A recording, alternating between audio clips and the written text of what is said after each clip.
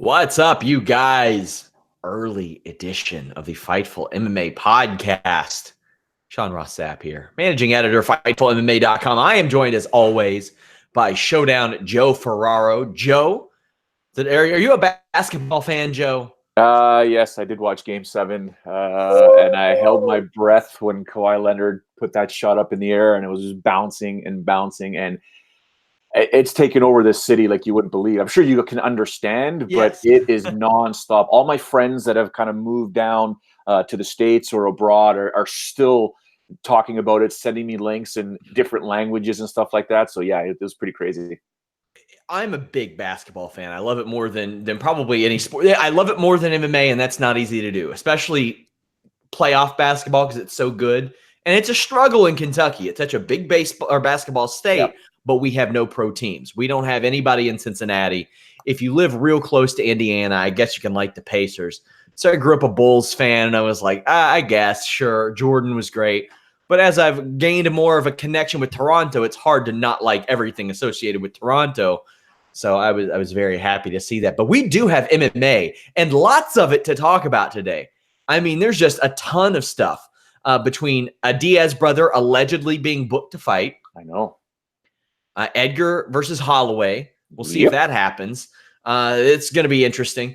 UFC 237 and Bellator 221. What a night cumulatively of fights that was. So much stuff to talk about. UFC Rochester preview. But let's go ahead and get into the news, Joe. It broke, I think it was Saturday night. Or actually, we can go back even further than that. Last week it broke. Donald Cerrone versus Tony Ferguson next month. Sign me up. Yeah, but did we even talk about that last week as an option? Because I don't think Tony Ferguson's name came up. I don't think it did. It's almost like we assumed he'd be in super fight territory, but this kind of is. Yeah, so to speak. Is. I think it is. I honestly think it is. I mean, this is huge for a Cowboy, obviously. Tony Ferguson having to come back from what he's gone through. Of course, you got Cowboy on his little run right now. I mean, if he beats Tony Ferguson, what are we going to say now? Like, he has to get a title shot, right? Like, geez. And if Tony beats Cowboy, is he not supposed to beat Cowboy? Yeah, that's the thing. Based on what I've seen out of Cowboy Cerrone, I don't think this is going to be an easy fight for Tony Ferguson. Donald Cerrone is a good, I'll say this. Donald Cerrone can be a bad matchup for anybody. He's that well-rounded. And then when I think about the guys that Tony Ferguson has had trouble with in the past, he's had trouble with Kevin Lee. Okay, well, Donald Cerrone's wrestling isn't that outstanding. He had some trouble with Lando Venata and the unpredictability of Lando. Donald Cerrone isn't that unpredictable, but Donald Cerrone is one of those guys who I wouldn't say is necessarily elite at one particular thing, but he's real good at almost everything. He is somehow still an underrated fighter, and I think that's a great fight. Then it was announced that in August, Nate Diaz will fight Anthony Showtime Pettis. First off, can't believe Nate Diaz agreed to this fight. Why do you think he did after so long? Is it just money, or is he aching to fight again? He's not fought in 3 years, Joe. The last person besides Conor McGregor that he beat was in 2015. I mean, other than money, what can you say, right? I think it's about money. I think he wants to get paid, and you know, he could have the itch to fight again, which is probably normal in general when you're talking about most professional mixed martial artists and a Diaz brother in general. Although we shouldn't say Diaz brothers, it's more Nate, because Nick doesn't seem to want to fight at all unless it's a title shot. So I appreciated your texts and your tweets and whatnot, talking about, you know, in essence, I'll believe it when I see it, and that's pretty much the basics, right? I'll believe it when I see it. We hope the fight does take place, but there's always going to be some sort of drama leading up to the moment he steps into the cage for Nate Diaz. So I think it's a great fight versus Anthony Pettis, and it'll be interesting to see how that one breaks down. But yeah, I hope it goes down. Let's be honest. Yeah, I mean, I don't think that a lot of people will think that's like a gag on the show, but it's not. I said that about the Dustin Poirier fight. It didn't happen. Who was Nick booked to face? Nick was booked to face somebody. Yeah, Nick was booked to fight Anderson, or not Anderson Silva. He was booked to fight somebody last year, and it didn't happen. And that's how I feel about the Diaz brothers. Would love for it to happen. don't think that it will happen. A fight also on the docket now. Frankie Edgar versus Max Holloway this summer. It makes a lot of sense. Volkanovski's there, but he didn't have the type of performance at 237 that makes you stand up and say, you got to give him a title shot right now. Now, that being said, with Dana White, you never know, because I didn't think that Kamaru Usman's fight against Rafael dos Anjos was one that would make you stand up and go, wow, get the title on him now. But to Dana White, that was. So a lot of it has to do with the amount of respect that Dana White has for a fighter. So that's why I still thought Volkanovski was in the running, because Jose Aldo has, for better or for worse, been a good soldier. He's still fighting in the UFC. They think a lot of him. But Frankie Edgar, ya boy, gets the nod against Max Holloway. And this is a hell of a fight. And you have Max Holloway stepping up again to help save the day for the UFC, so to speak, in a time where they didn't quite look like they would have a title fight in one of these pay-per-views. Yeah, I mean, well, this is what Frankie and Max's third time trying to get this fight together. So Yeah. Hopefully, knock on wood, the MMA gods allow it to happen. It'd be great for both fighters to just get this off of their shoulders, put it on their resumes. And, you know, I'm assuming, I didn't check the odds just yet, but I got to assume Max Holloway is the favorite heading into this fight here. But you can never count out Frankie Edgar. I mean, what happened is I'm trying to think of the one bout where it was he just got destroyed in the first round. Who was it? And then Max destroyed him. I'm drawing a blank right now. It's from Cali. Oh my God, Brian Ortega, right? It was one of those things where Ortega is just that good, but then Max showed he's that much better. But you can't ever count Frankie out. I know it's vintage talking me or vintage Joe talking about all those fights he had with Gray Maynard, but you never count Frankie out. He brings that speed, and he'll just keep coming forward until he has to go in there for the finish. So I think it's a great fight. I'd like to see how he's going to get past that reach. We all know Frankie's got fantastic cardio despite him getting older. So Max can put all that pressure that he wants. If he doesn't break Frankie, it'll be a 5-round war, no matter what. UFC 237 was this weekend. Some highs and lows on this, but that main event, it's amazing how good Rose Namajunas can look. And this is probably going to get a significant amount of our talk time today. Rose Namajunas was beating the brakes off of Jessica Andrade. I mean, it's amazing how good Rose Namajunas looked. And then she got dropped on her head, something that she had avoided a couple of times. Now, Joe, I can't wait to hear you kind of lay down the law as it pertains to this. Jessica Andrade's slam on Rose Namajunas, legal or illegal? Technically illegal. Sorry, it's not illegal because according to Big John McCarthy, it has to be a complete and utter almost 12-6 spike, right? And this wasn't a spike. So it's you know, at Big John, because him and I went back and forth. I'm trying to remember which course it was. I think it was the judging course. I think it was the judging course where we kind of went back and forth about this very topic. And he basically said, if a fighter is holding on to some type of submission, they can let go if they're up in the air. So we use the Rampage Jackson, slamming guys in a triangle. If you've got a triangle on Rampage Jackson and he picks you up, you can let go of that triangle, right? You can let go to avoid being slammed on your head. I believe Forrest Griffin let go when he was slammed, or at least enough to prevent him from getting knocked out. Right. So I never want to see. I mean, there was one, I forgot, was it Kevin Casey or somebody had somebody in an arm bar, and he basically lifted the person up and began to drive their head into the mat. Right. And I said, that's technically illegal. You're spiking somebody. And Big John's theory was, no, it's not illegal because it's not a forceful throw. It's a defense to a submission. So technically it's I guess under the unified rules, it's okay to technically spike somebody on their head if you're defending a submission, right? Or a submission attempt. And the armbar that you mentioned is one that happens an awful lot because of the angle, and it's so easy to just drop somebody and spike them on their head. Rose Namajunas was holding on to a double wrist lock, a Kimura, so to speak. She beat herself. That's what happened. She beat herself by holding on to that. I've been a part of dozens of fighters meetings, and every single time, whether it be a pro fight or an amateur fight, I hear the ref come in and say, hey, listen, you can hold on to a submission, and I'll call the spike otherwise, but if you hold on, that's too bad. You should have let go. Every single time they're warned. I'm sure that happens at the UFC levels as well. but Rose looked outstanding before this, Joe. Had she not held on to that double wrist lock, she may have still won that round. Because she was winning round 2.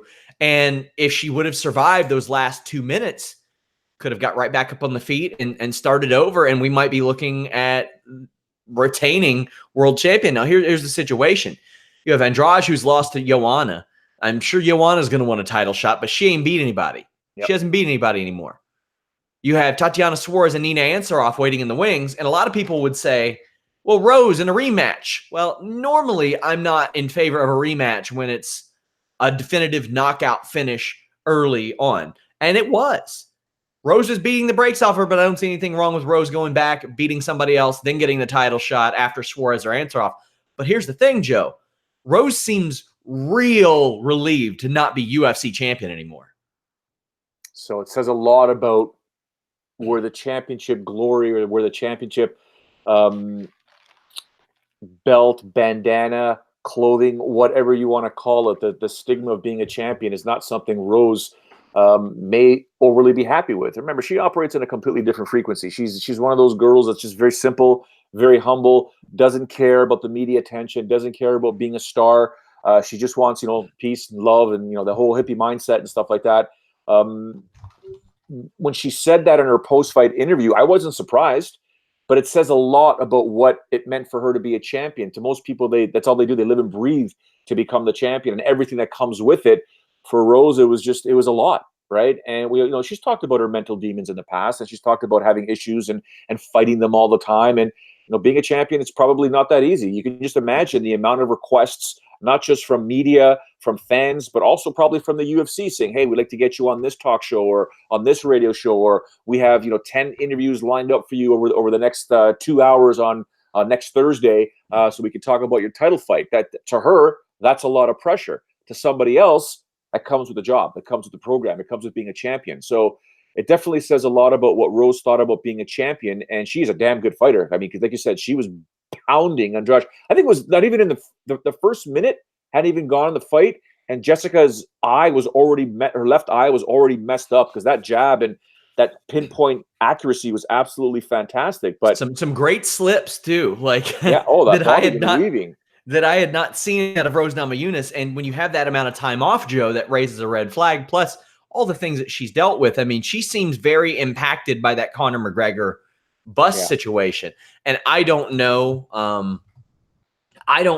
the extent of her interaction with Conor McGregor or how much that contributed to this. But I really hope that Conor McGregor goes to her in person at some point and apologizes to her. I don't know how much that would do, but when I see, this is not the Rose Namajunas that I remember in that regard. But to some degree, it's like it affects her in the cage, possibly, obviously because of the relief, Joe. But at the same time, up until 5 seconds before that bell rang, before that fight ended, oh my God, this was a Rose Namajunas I didn't know that we would ever see. And that's not me discounting her ability. She was just that good. Yeah, and she's still young. She still has plenty of time to continue getting better and potentially plenty of time to say, you know what? I actually enjoyed being the champion.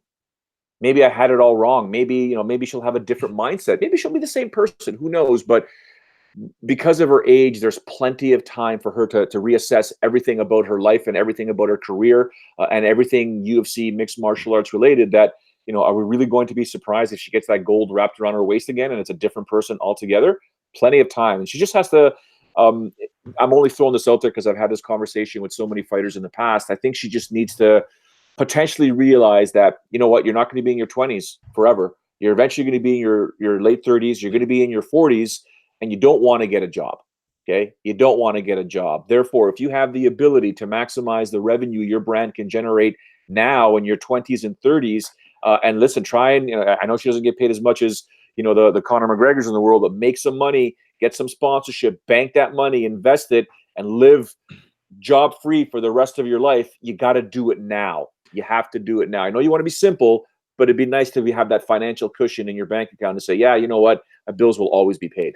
She's the type of person I would like to sit down with for an hour and just have her open up her brain, because she stacked the deck against herself, Joe. Yeah. She wanted to go to Brazil. Yeah. She asked to go there. It's amazing the complex nature of Rose Namajunas and what goes through her mind. And it's not one of those things where I'm like, oh, she does stupid stuff. She doesn't. It was noble, not stupid. It was noble. And she was whipping Jessica Andrade's ass. I can't tell you how many people we've interviewed at Fightful who the pro wrestling MMA question comes up. And almost all of them say, well, exactly what you said. I'm not going to be in my 20s forever. I'm not going to be in my early 30s forever. I can do that later. I can only do this now. We have seen some of the greats have this trouble or this hurdle mentally. GSP always seemed just stressed about being the champion. I mean, you even see it on his face when he fought Matt Hughes the first time. Ronda Rousey. I mean, there were a lot of people when Ronda Rousey came into WWE that were like, that's not Ronda. She's being fake. No, she wasn't being fake. She didn't have the pressure of having to defend a championship on her shoulders at all times that kept her on edge. Everybody I spoke to close to her said, no, she's really happy because she had what we call the happy to be there look. Well, she was. The UFC, as much fame as that provided her, just wasn't it mentally for her. And it affected her. And another woman, by the way, who's been through a lot of shit. Yeah. Quite frankly. 100%. Jessica Andrade has just had some kind of run at strawweight. She debuted against Jessica Penn in 2016 after she fought at bantamweight forever. She's beaten Jessica Penn, title contender. Joanne Calderwood, probably going to contend for a title up a weight division. Angela Hill, Invicta champion. Claudia Gadelha, title challenger. Tisha Torres, somebody who we thought was going to be a title challenger. And then Karolina Kowalkiewicz, a title challenger. Oh, by the way, before that ever happened, she beat Raquel Pennington too. Unbelievable. I do want to see the winner of Suarez versus Ansaroff get that title shot. And I think Rose Namajunas would probably be fine with that, Joe. But what do you think? Yeah, I think you're right. I mean, me personally, I'd like to see the rematch between Rose and Andrade, but I would too. I think the winner of Ansaroff's fight will more than likely get the title shot. I want to know what, more of what, as much as we laugh about it now, but J-Check, what are you doing, man? Like, what's you want to go back to 115? You want to say 125? What do you want to do here, right? Because now that Rose is no longer the champion, does that open it up for you, right? You've already fought Jessica, right? So what do you got? Yeah. It's been 5 months since she fought. I would like to see her back in there. She's got to win a fight or two. I would suggest 2 because she's lost 3 straight title fights. Who would have thunk that, right? Yeah. Jared Cannonier defeated Anderson Silva. Just destroyed Anderson Silva's knee. There's not a lot to really break down here. Anderson Silva still has some good hand speed. He's 44 years old, had his knee obliterated by an inside leg kick from Cannonier. This is a good win for Cannonier, a methodical win, a good victory. He's won 2 in a row. He's beaten Dave Branch, Anderson Silva back-to-back, finished them both. He is a guy that will finish fights if he wins. Anderson Silva, it's like every time he fights and loses, like I don't want to say there's an asterisk next to it, but it's like he doesn't get knocked out or submitted or anything like that. It's an injury or it goes to the scorecards or it's some short notice thing. It's just so weird that when he's being serious, we don't see this guy just rocked in his dome. We don't see that. We don't see him taken down and arm triangled or anything like that. But have we seen the last of Anderson Silva? It's a very good question. I don't think so. I think he's going to have at least one more bout and one more fight. I don't think he wants to go out this way. Although, I mean, he did say he suffered the knee injury during training and wasn't able to withstand it. I mean, this is a guy that I can't begin to explain to people, especially anyone that's considered new to the world of mixed martial arts, that how this guy was the GOAT. I mean, he would do things. I mean, if you ever go back and look at that Forrest Griffin fight in Philly and that Brazil fight against Stephen Bonner and some of the stuff that he used to do and the slow motion that he would see fighting in slow motion. He was a demigod, man. The guy was a demigod in MMA in the UFC, and just to see where he's at now, I mean, it just goes to show you eventually, no matter who you think is the greatest, no matter who you think is the best, no matter what, if they continue to fight, Father Time will eventually catch up to them. And this is a guy whose body has probably been beat up, and he would take a leg kick, even before the Weidman fight, and take it and just go and go and go and go. But one hard kick. It was numerous hard kicks from Jared. But other than that, we're seeing the end very, very soon here. There were 3 people in this show that at some time there were legit conversations. Are they the best fighter in the world? Another one of those was Jose Aldo. He just got dominated by the much young, or I don't want to say much younger Alexander Volkanovski. He's 1.5, 2 years younger, but as far as in cage action, much younger. Volkanovski did what he had to do to win, but this was okay, because it's Jose Aldo. It is the type of performance that makes me go, hot damn, that was impressive. But if it were against anybody else, almost, I wouldn't be that impressed by it. But considering the level of competition, yeah, I think this puts a damper and almost eliminates Jose Aldo from any future title picture if he retires as he plans on doing, unless he does this thing where he just fights back-to-back months, Anthony Smith style, which I don't see happening. What are your thoughts here? It's tough to see Aldo also beginning to fade here, right? Because this is a guy that you could never get a hold of. This is a guy that was so dominant in every fight that he ever had, obviously before the Holloway fights as well. But this was a guy that used to just dictate where the fight was going to take place, when it was going to end. And he's got a big-time heart. He's got resolve. I mean, go look at that Mark Hominick fight. He messed up Mark Hominick's head, but almost lost that title in Toronto. But he kept going. He was taking a beating. But normally speaking, Aldo, when he wanted to, when he decided to switch a gear, fights were over. I'll never forget that one fight with Frankie Edgar the last time they fought. It was just like, I couldn't believe somebody could be that much faster than Frankie Edgar and just control and own the striking in the space in general. Seeing what happened on Saturday night now versus Volkanovski, you're thinking, dude, you're fighting in Brazil. You're nicknamed the King of Brazil at times, right? Like, what happened? What's going on here? How do you not know that you're losing this fight, or you've got to go in there for the finish? Yeah, you're the number 1 contender. You're not the champion though. And imagine losing your title like this, right? So unfortunately for him, not looking good. I mean, there's still options for him at 145 pounds, but is the weight cut causing problems, Sean? Is the weight cut that's now draining him, not allowing him to perform anymore because he's getting older? Maybe 155 is the answer. I would love to see him at least give it a go there. What can we say about BJ Penn that we didn't already say before UFC Phoenix in January 2017? What we said, I think, Oklahoma City in June 2017, before Inglewood at 232 last year. He's not good. And the fact that he didn't get obliterated in round 1 of Clay Guida's fight, people were like, best he's looked in years. That's not a high bar. Clay Guida beat him. Clay Guida did what Clay Guida does. He started slow and then picked up. And gosh, if that fight would have went 30 more seconds or a minute longer, I think he probably puts BJ Penn away.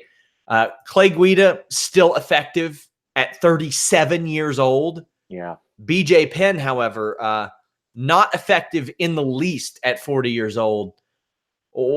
I wish UFC would go ahead and get to Hawaii so he can retire.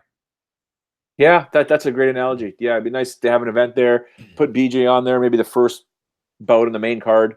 But yeah, I mean, it's to say he's long on the tooth would be an understatement. It's unfortunately he's not going to have any teeth to be long in if he keeps fighting. Yeah, it's done. It's tough to watch. Very, very difficult to watch. Again, like we were talking about Anderson Silva and Jose Aldo, this was once a guy that would just dominate people when he was the champion. In the first fight with George St. Pierre, put a hurt on George, right? First time George ever lost a round in the UFC. And it was BJ Penn in his prime was something else, man. He was arguably considered the best boxer in MMA at the time, right? And now it's even his boxing skill set. I know he's still with Perillo, right? But it's the speed is gone. The power might be there, but the timing is off, right? He's getting just pieced up whenever he competes. It sucks. I hate watching it, but I don't even know why. I mean, it's not like doesn't have the money. I mean, there's the legal troubles potentially coming up, but he comes from a very rich family. I don't think it's about the money. So it's BJ Penn and living on that island and always wanting to fight. Eventually you got to stop because the younger guys in general are going to beat you. Even though you fought an older guy, the younger guys are always going to beat you eventually. We had a few other guys and a girl who had never quite reached the mountaintop of UFC who lost. Thiago Alves got beat. He has never won 3 fights in a row since GSP changed his life, so to speak. He got beat by Staropoli, who is an emerging prospect. Staropoli did what he needed to do. Ryan Spann just obliterated Little Nog. Now, I didn't see the Little Nog fight as the charity case that I see BJ Penn, because going into this fight, Little Nog had won 2 out of 3 fights, for better or for worse. I'm okay with him hanging around, even though he's lost 3 times pretty viciously by KO, TKO over the last 4 or 5 years. I'm okay if he wants to hang around a couple more times and he wins one of those. Hey, keep it going, man. A loss to a prospect like Ryan Spann, not going to hurt me. Irene Aldana beat Betch Correia, and Betch Correia was ready to get out of there, and I'm ready to get Betch Correia out of the UFC. I don't usually advocate for one losing their job, Joe. I don't. This woman was at home in Brazil and blew weight by 6 pounds, 5 or 6 pounds. So Irene Aldana, hey, you make those featherweight rankings. Irene Aldana's in there because she just beat a featherweight. You look at Betch Correia, submitted by Aldana. Hadn't fought for 2 years before that, got her head kicked off by Holly Holm. Yeah. The Marion Renault draw should have been a loss. Renault beat her. The Jessica I fight, Jessica I should have beaten her. That was not a win for Betch Correia. Check MMADecisions.com. Raquel Pennington beat her. Ronda Rousey beat her. That's an awful lot of mileage, as I say, because she went face down, ass up on a Straight Outta Compton logo and beat a couple of horsewomen who, quite frankly, and a lot of people will disagree with me, I think that had Shayna Baszler and Jessamine Duke been anywhere but where they were training at the time, they probably both beat Betch Correia at that time. Julie Kedzie was at the end of her run, but man, this woman is incredibly overrated, and she blew weight. That was unprofessional. I don't know what she was battling, but ready to see her gone. I'm ready to see her fight in Invicta or something. Yeah, no, I'm not going to sit here and disagree with it. I think for me, Betch Correia has always been more of a, I'll give her this. She's tough as nails. She'll stand in the pocket and trade bombs with you. But there was more just to her personality. It was always been a gimmick to me. It's one of those, it's her real life personality. Don't get me wrong, but how it comes across on camera and just in general, people can look at it as a gimmick. It's just kind of weird, if you know what I'm saying. But, I'm never going to take away the fact that she's, competing in the UFC and, stand and trade with anybody. But yeah, I think enough's enough. I mean, she was the one that screamed at Ronda Rousey and told her not to cry before the fight, right? Yeah. How'd that work out? Yeah. How'd that work out? Other fights on the show, Thiago Moises beat Kurt Holloway. Warley Alves beat Sergio Moraes. Luana Carolina defeated Priscilla Cachoeira. Probably sent her packing. That was a fun fight, but not a good fight, if you know what I'm saying. Yeah. There was a lot of technical issues there. Barcelos defeated Hashim. But the moment Joseph Boza asks our under the radar moment, I'll tell you mine. Yeah. Vivian Arajau defeating Talita Bernardo. Arajau is a strawweight who took this fight at bantamweight on a few days notice and just knocked out Talita Bernardo, a top 15 fighter. Gato was I got 5 on it pick for me, and I was quick to say, hey, Arajau still is. And she delivered. The only person to beat her is Sarah Frota, who just stepped into the UFC and hung with a UFC caliber fighter herself, even though she lost. This is a woman I am on the lookout for, whether it be bantamweight, flyweight, strawweight. This woman opened up a world of doors for herself on Saturday, Joe. Absolutely huge. You take a look at what she did. You don't just go up 20 pounds and then go beat a top contender or somebody in the top 15 and not have people thinking, wait a second, what just happened here? If you went up that much weight, you'd be competing in 3 different divisions? Yeah. Interesting. You are available to the UFC at a moment's notice. So give her some more fights. Let's see where she goes from here. Yeah, this is the time for her to make it happen, too. She's 32 years old, so no time to waste there. She hadn't fought since August of last year. So before that, it was like 2017. She had like a really packed year or so where she had 3 or 4 fights, but I'm very interested in seeing what she does and what she can do. Bellator 221, and you know how they used to call UFC like UFC heavy hitters and stuff like that? Bellator 221 is Scott Coker's wettest dream. Yeah, I can see that. I unfortunately did not have a chance to watch all the fights. I did catch some highlights, only because when it was coming up on my feed, I'm like, the hell's happening here? Like, what's going on here? I mean, the AJ McKee Pat Curran fight, okay, fine, Man. I get it. But then, what the heck happened here? I'll let you go on with it, but whoa, what happened here? Pat Curran has been so inactive. I'll approach that first. I forgot that he had spent nonstop in Bellator 9 years. Yeah. Because he doesn't fight very often. He fought once in 2016, once in 2017, none last year, once this year. AJ McKee beating him, hell of a win, but not one that makes me stand up and go, hot damn. No. I'll tell you what AJ McKee did. He Antonio McKee'd Pat Curran. That is exactly what he did. Like father, like son. Yep. And hey, you know what? There ain't nothing wrong with that. But that type of style got AJ McKee, it got Antonio McKee one shot in the UFC, and when he lost, that was it. He never got back. AJ moves on to 14-0, and this is a top talent. They brought him on slow. He's had every fight in his 4-year career in Bellator. He's up to 14-0, and he's beating top talent. Bellator knows how to bring their fighters on.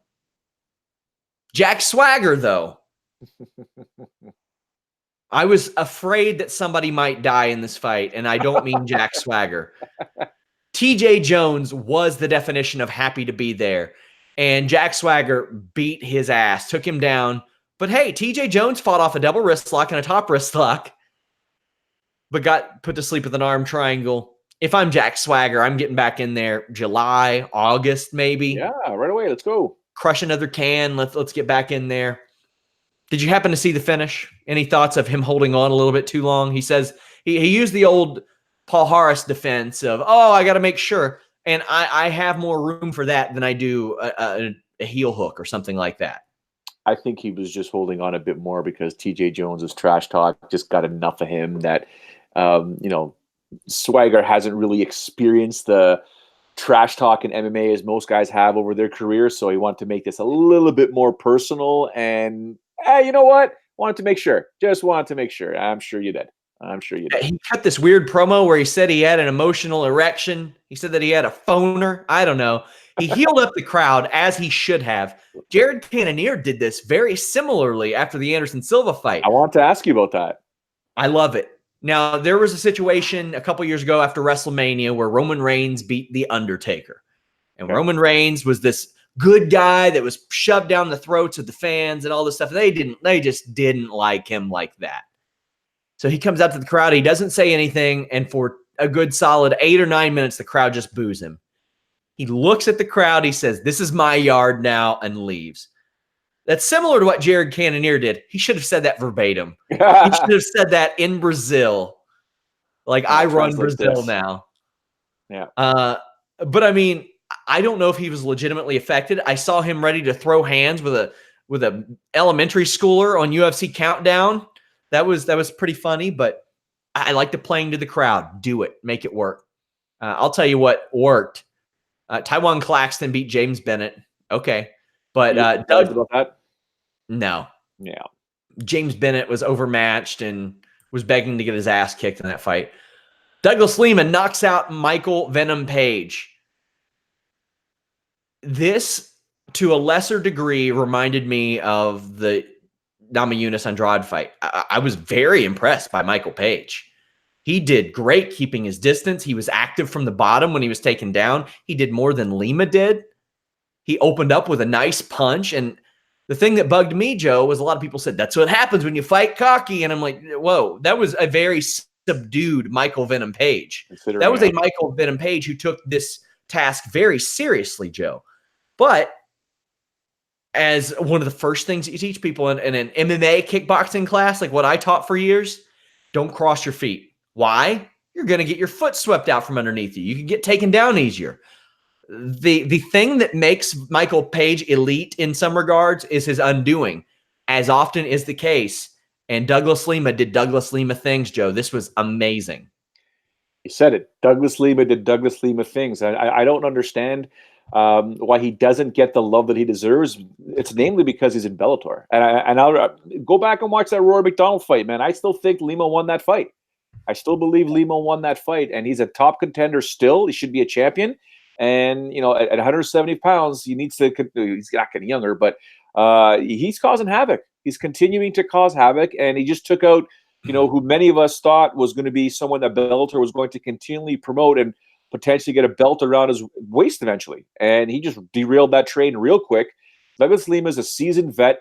He'll fight cerebrally. He knows exactly what to do. Even if he's getting hurt, he's not going to quit. He's not going to go away. He'll find a way to win or find a way to go out in a shield. Simple. Outstanding performance. And it was good to see MVP, his first loss, a little humble in defeat.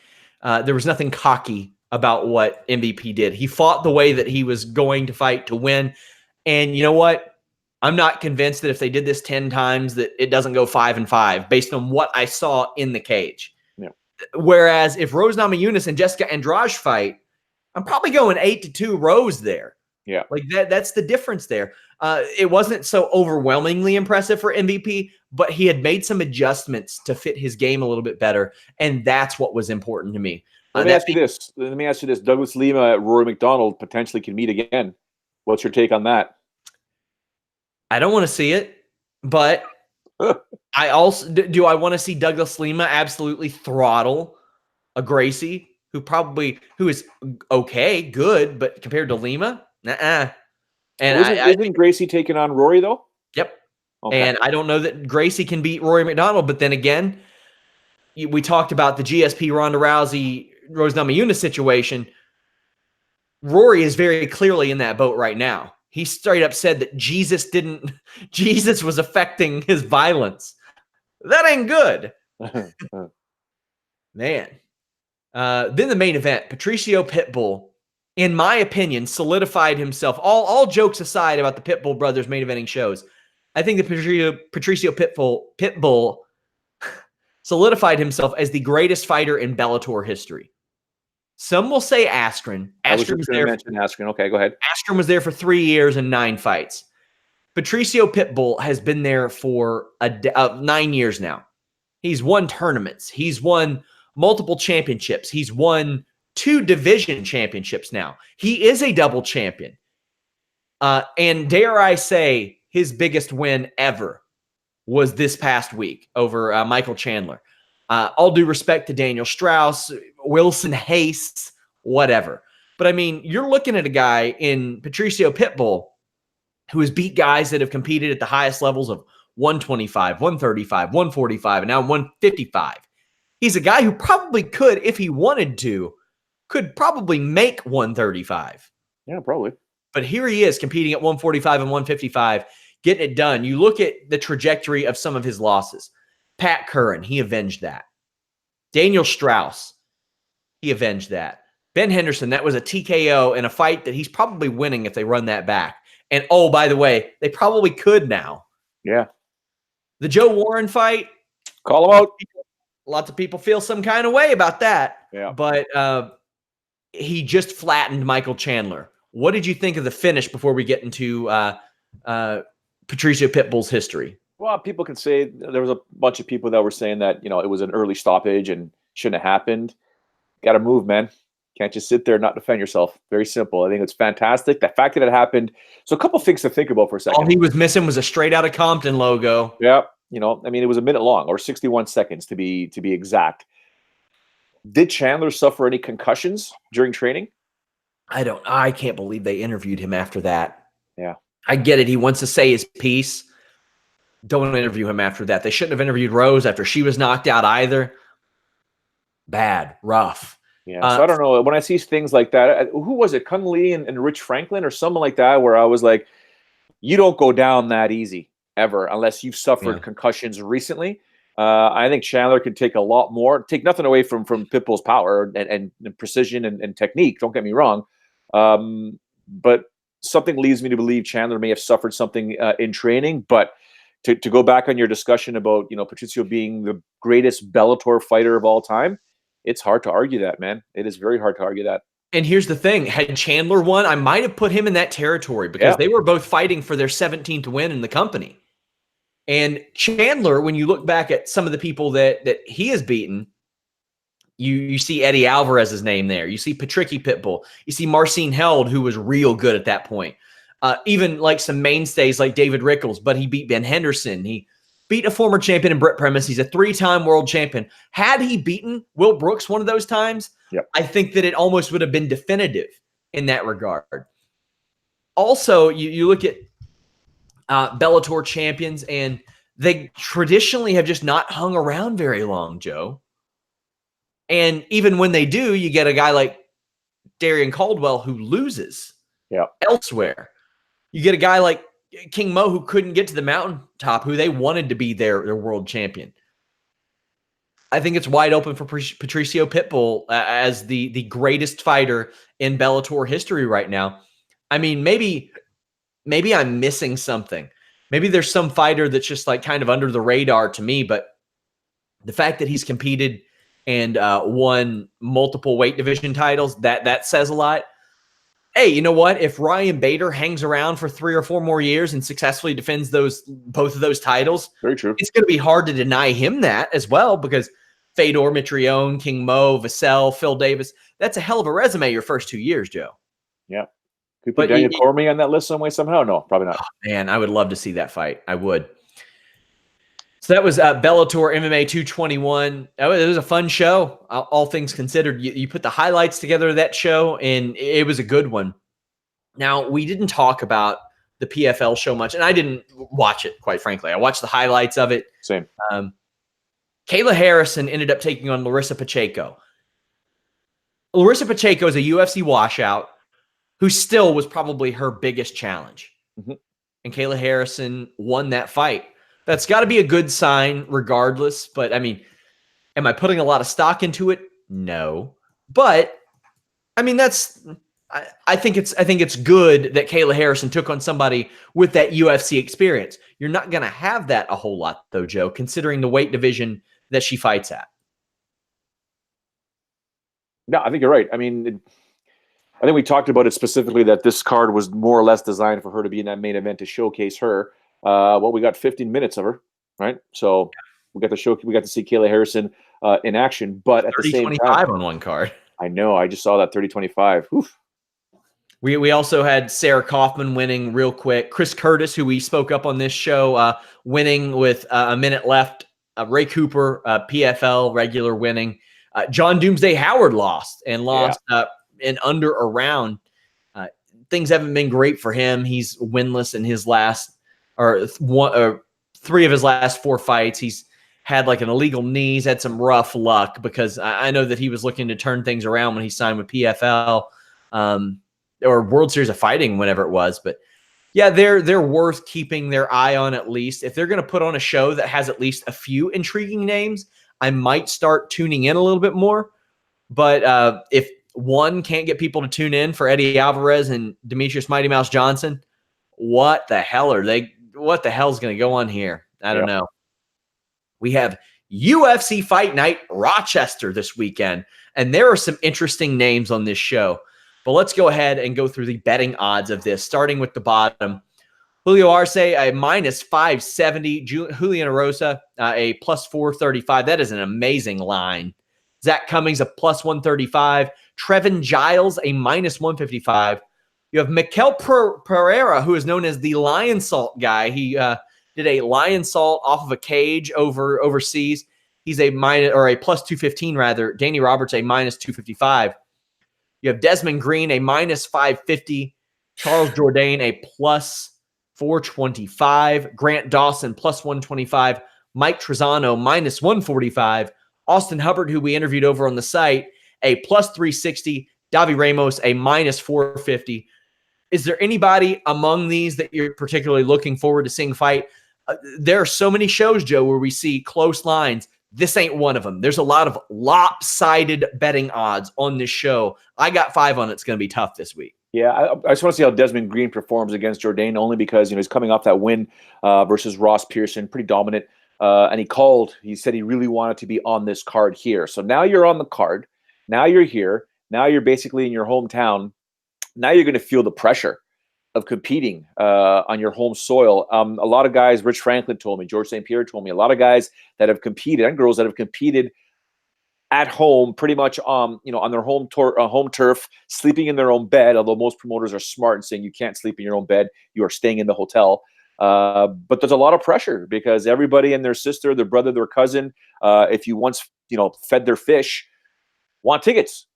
A lot of headaches. So we'll see how Desmond Green handles that. He's a massive favorite right here. I think it's a little too much, but that's the one name that I'm paying very, very close attention to. W. Ramos, obviously, I think is going to put on a hell of a performance. But other than that, of the names that you mentioned, and Danny Roberts, I want to see how he does against Pereira. Yeah, Pereira is the one that I'm looking at. I'm looking at Arce as well, but you then get a couple of names that are familiar. Ed Herman, a plus 200. Patrick Cummins, a minus 240. This seems to me like a let's get Patrick Cummins a win fight. Yeah. So, yeah, I guess so. Yeah. I mean, Herman's obviously will slow down drastically. So, yeah, Cummins has lost 2 in a row. Herman has lost 3 in a row, 4 of his last 5. Herman doesn't have a win since 2016. He has 1 win in the last 5 years. Woo! Woo! I was at his fight 2 wins ago, and that was 5 years ago. Unbelievable. I have Patrick Cummins winning this one. But then you get into some of the more highlighted fights, and there aren't names outside of the main event that jump off the page. But there are some good names. Charles Oliveira, a minus 365. Nick Lentz, a plus 305. I am not putting 5 on Nick Lentz. I think that Charles Oliveira is looking really, really good these days, and I'm looking for him to probably run away with this fight. I think that we finally got him to stop talking about 145. I hope, because this isn't the 22, 23-year-old anymore. This is the 29-year-old that needs to make the most of his prime years, Joe. He's won 4 in a row, all by submission within 2 rounds. He's won 4 or 5. The only person to beat him since returning to lightweight is Paul Felder. And as we say, that happens. Yeah. Very excited to see Charles Oliveira fight because he is an emerging, underrated name at lightweight. I'm not always going to be convinced with Charles Oliveira, although his recent run is absolutely slick, super sick, super slick. He wants to keep adding to that, submission record, I'm sure. But Nick Lentz, the Carney, isn't easy to put away. I know you're not the biggest fan of Nick Lentz. Not many people are with his political views. I don't want to say that. It's just I thought it was hilarious years ago when people were accusing Conor McGregor of running from Nick Lentz. Yeah, of course. That's still hilarious. Yeah. Conor McGregor, no disrespect to Nick Lentz. Nick Lentz is a good fighter. Won 3 of 4. I think he's like 5-2 in his last 7. He can get it done, man. But I mean, he's beaten some good fighters too. Gray Maynard, Will Brooks, Diego Nunez back when people thought that Diego Nunez was something. Tyson Griffin when people thought he was something. Like, he's got some good wins and he's really experienced. I just think that he's going to lose to Charles Oliveira. Yeah, we'll see what happens. I think it's going to be a bit. I mean, if you could suck the will to win out of Oliveira to take away his options, pound him away. He has shown a propensity. Sometimes he'd be like, "Oh man, what do I do here? What do I do here? What do I do here?" And then sort of fade away. But if Oliveira gets a hold of Lentz early and Lentz isn't all bloody and slippery, it could get real fun to watch this guy put a submission on. There's a prelim headliner that I think is just fascinating. Aspen Ladd, a prospect at the UFC, wants to do great things. She's 7-0 as a pro. Just beat Tanya Evander. That's a hell of a win. Beat Lena Landsberg. Quite frankly, you can throw her in the featherweight rankings and she qualifies. She's beaten 2 cyborg victims. You're right. She was 8-1 as an amateur. That one loss, Joe, Cynthia Calvillo.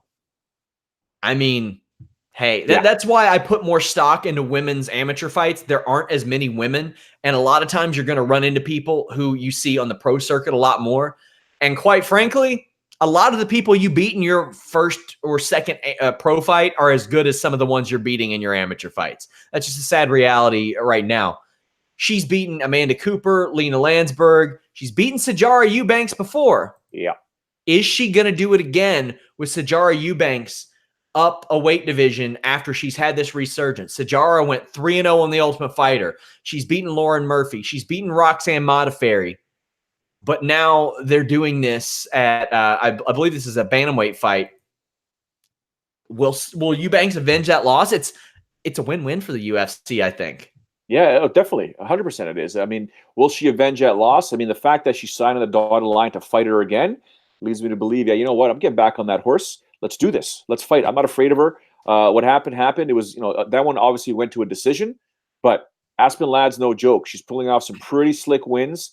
And I think you're right that the fact that this is the main event of the prelims drive people to the main card. I think it's going to be a fantastic fight. I'm still leaning towards Aspen Ladd in this one, though.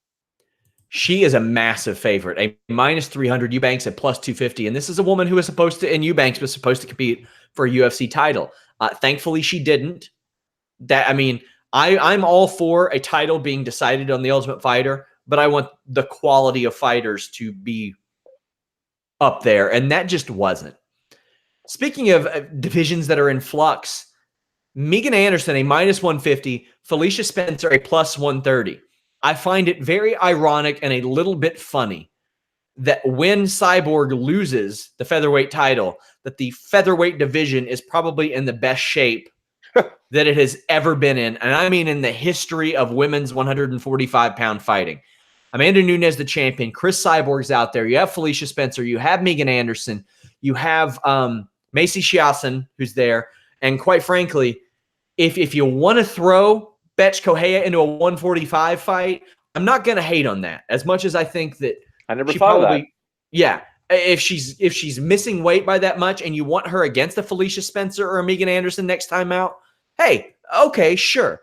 But you also have people like Tanya Evinger who have competed there. You have Holly Holm who has competed there. You have Lena Landsberg, a top 15 fighter who has competed there. Caitlin Vieira could probably compete there. So there's a lot of hypotheticals as it relates to women's 145. But I'm glad to some degree that they're not just pulling the plug on it because of what happened, because they have a couple of names in Felicia Spencer and Megan Anderson who can fight. How do you see this one going? Well, I mean, in terms of Felicia Spencer, I mean, she's undefeated. She's 6-0. Confidence will likely be at an all-time high. But Megan Anderson's just an absolute destroyer. I mean, let's be honest. I know what happened in that Katzengano fight. People were bitching and complaining. It was a kick that was thrown. Silence. Okay, kick was thrown. Caught the eye. Is what it is. Do I want to see the rematch? Yeah, let's run it back. But it's not going to happen right now. So she's 9-3. Let's see what happens now when she takes on an undefeated fighter, full of confidence, coming from Invicta. I think it's a fantastic fight. It's going to open up a lot of eyes, no pun intended, to the winner of this one here. Yeah, I'm looking forward to this fight. This main card, really from the top prelim on, I'm just like, damn, this is going to be fun. Neil Magny, a +425 underdog against Vicente Luque, who, very good, but it's hard for me to put those odds. If you put Neil Magny in there with almost anybody, it's hard for me to accept those odds. He's a guy that can get it done against almost anybody, but they're not giving him much of a chance here. How much of a chance are you giving him? We did speak to him over at Fightful.com. I think there's been a change. I think Magny actually had to withdraw from this fight. Oh, okay. He's no longer competing, so they are trying to find a replacement for Luque, and we're talking like super short notice. So I don't even think. Well, hey, that's good because I moved his interview back this week. Now I can just take it off the docket. So yeah. So my apologies there as Magny is out. It's been a wild week with WWE in the UK. But beyond that, still, I think that line was ridiculous. I base all these betting odds. I go to Best Fight Odds, which still has it listed. I'm surprised that Antonio Carlos Jr. at -185 is that close against Ian Heinisch at +160. Because Shoeface, quite frankly, is a wrecking machine, man. Yeah. He's very good. And Ian Heinisch, also very good. And Ian Heinisch has done some things. He beat Cesar Ferrara. He beat, I think, Sumter on Contender Series. But when you have the resume of Shoeface, now granted, he hasn't fought in a year, and it was impossible for him to get in the cage over the past year. He had 3 fights canceled.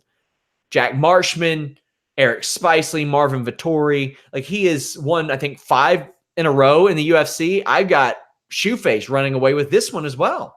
I do too. I mean, I think, he's number 12 right now as of, they haven't updated the rankings just yet.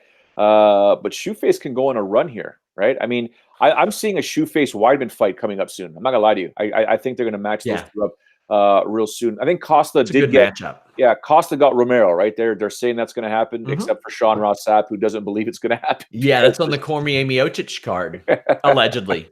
Right? But I think Shoeface, I don't want to look past his opponent right now, but I think Shoeface emerges victorious for sure. Main event, Kevin Lee, -105. Rafael Dos Anjos saying -115. This is what we've waited to see. Kevin Lee at 170, and it's got to be a motivated Kevin Lee. I hate that Kevin Lee is in BJ Penn territory without the accolades. Is he going to be motivated? Because there are question marks about his motivation against Iaquinta. Yeah. There were question marks about his health against Tony Ferguson.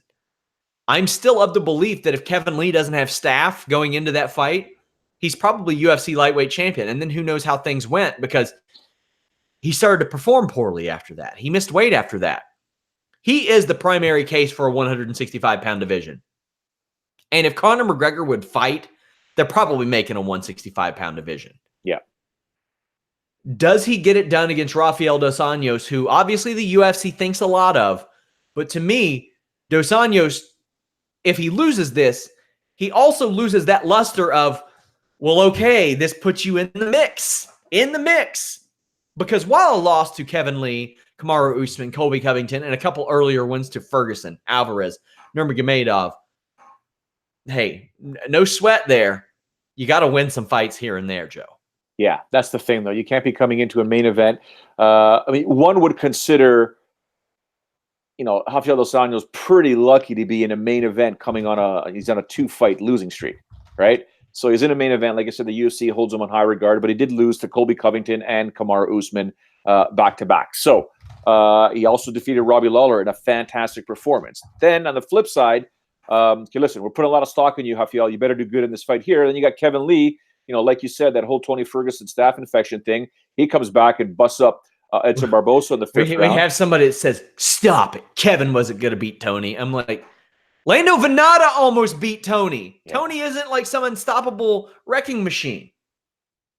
Some people just don't. Either they didn't watch the fight or they got short-term memories. I mean, that is unbelievable. I'm not saying that he would have beaten Tony, but he damn well could have.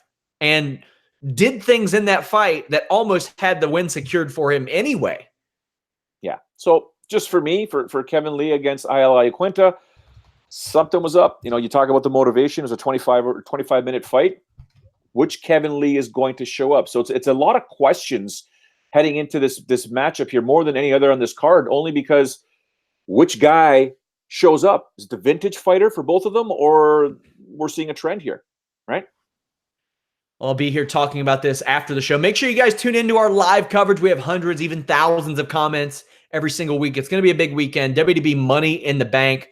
Also, I want to announce and welcome Harry Kettle, UK's own. No relation to Rusty Kettle of Salad Fingers fame. He's going to be doing some interviews for us. He secured one with Jack Hermanson this week. That will be up shortly. So make sure you guys check that out. And go give him a follow. He's at HJ Kettle on Twitter. Really looking forward to some of the stuff that he's done. If you guys remember, he was on a show, I think it was the year-end show with me last year. Maybe we'll get him on here and there. But Joe, what do you got going on this week? Same old, man. Lots of work. It's that time of the year. And for those that don't know, the weather here, Sean, is absolutely horrendous. We've been awaiting for the town of Stouffville, Ontario, to open up the fields so all soccer teams can practice. And from what I understand, I found out yesterday in a meeting, soccer can't get underway, baseball cannot get underway, and there's apparently a pretty big cricket program out here, but all outdoor sports in the town of where I live are unable to begin because the fields are soaked still, and it rained a bit today. So we got a game next week, man. Next Thursday is our first game. We haven't had a practice yet. My wife and I are going to get into playing a little bit of soccer for the cardio this year. Very excited and terrified. Good for you. Yeah, I talked her into coming and doing some jiu-jitsu with me on Thursday. Going to teach her a couple things. It's something I've always wanted her to learn. Very excited about that. I don't get the chance to get into Iron Fist Gym in Maysville that much, but she's like, you know what? Out of school for the summer. don't have a job. Let's go do it. Good for her, man. That's Very, awesome. very excited for me to guillotine her and her to give up and never want to go back again. So bad. It's just so mean. Guys, leave us a thumbs up on this video. I can't tell you how much that helps. Let people know about us. Until next time, we're out.